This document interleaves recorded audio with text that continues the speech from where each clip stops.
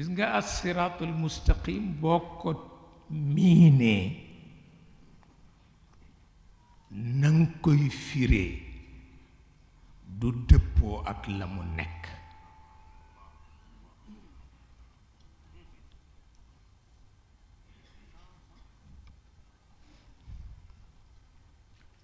waaye as-siraatul mustaqim mooy lépp jaam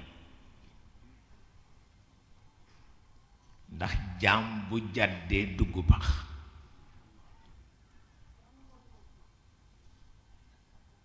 waaw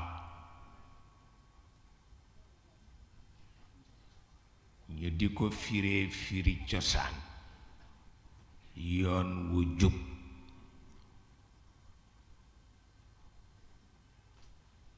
suñu mbokk chrétien yi di ko firee al manhaju ruuxi ngir mi ruux di topp ba sowe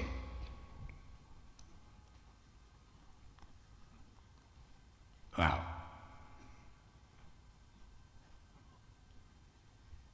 bu ko defee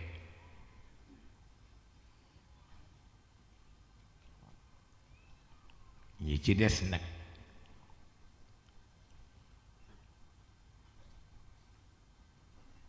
lenn philosophe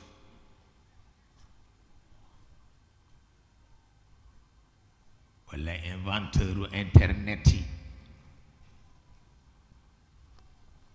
ñoom ñoo ko tuddee itinéraire balisé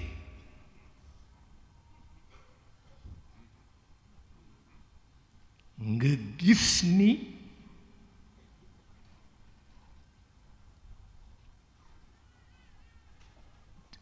dañu objectiver la subjectivité. C'est une nécessité qui s'impose. Parce que subjectivité kese doo dem objectivité kese doo dem kon foog nga objectiver subjectivité objectivité waaw